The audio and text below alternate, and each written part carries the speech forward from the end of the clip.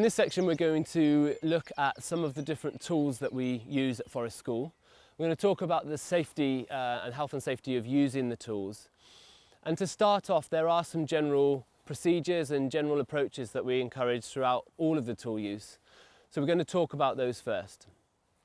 The first one is that you should have a separate area which is set up for your tool use. And that means not working in the middle of your fire circle, not working where there are other children around who may be running around and playing games. So designate a specific part of your Forest School site to using the tools and set that up so that everybody knows where the tools are going to be used. That also means that you, as the practitioner, can monitor and assist the children in that area, and you know where the tools are and where they're going to be used. Another thing to mention is how you store the tools. Now I've got my tools in a lightweight carry bag. These are great, they're lightweight, they're easy to transport. They don't keep the tools dry. So you do need to be aware that if you're using a bag like this, you need to be performing that regular maintenance on your tools to make sure that they're not wet. Keeping the bag closed is really important, and making sure that your children know the rules around using the tools. So I have a very clear rule with the children that we work with, that they don't go into this bag unless they've asked an adult and unless they've got someone there with them to help them access the tools.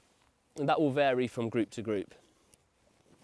Inside the tool bag, you can see that we've got some of the bigger tools are loose, and the smaller tools are inside a separate bag here again, just to make sure that they're not accessible unless you're with the children to help them and support them. The other thing to mention is moving around with the tools. So we try to discourage children from moving from place to place with the tools.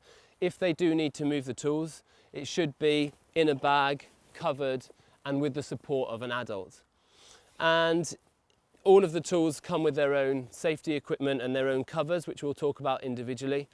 But the main thing to remember is that the blades should always be covered. So there are no loose blades in the bag here. Everything is covered so that if you do need to access the tools, there's no sharp corners or sharp blades in here. The final thing to mention when using the tools is to make sure that you know exactly how many tools you've got. So either you can number them, you can have an inventory which you tick off before and after the use, but make sure you know how many tools you've got, where they're stored, and if you do give the tools out for the children to use in your designated tool area, you make sure you know how many tools are being used, and then you can record, tick them off, or just mentally make a note of when they've come back to you. You always want to be leaving the woods with the same number of tools that you came in with.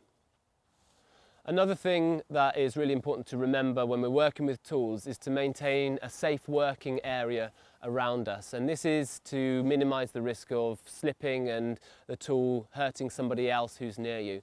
We call this the safety bubble, or some people call it the blood bubble. And that is the area, the length of your arm plus the length of the tool that you're using. That area should be completely clear, so no one else should be sitting next to you while you're using the tools, and the same applies to the children that you're working with. And that really gives us a space around us that is safe, that we know if we do slip, it's not going to injure someone else. And it's the responsibility of the person who's using the tool to make sure that that safety bubble is clear. If someone does come into the safety bubble, then they should stop, ask them to move, before they then continue.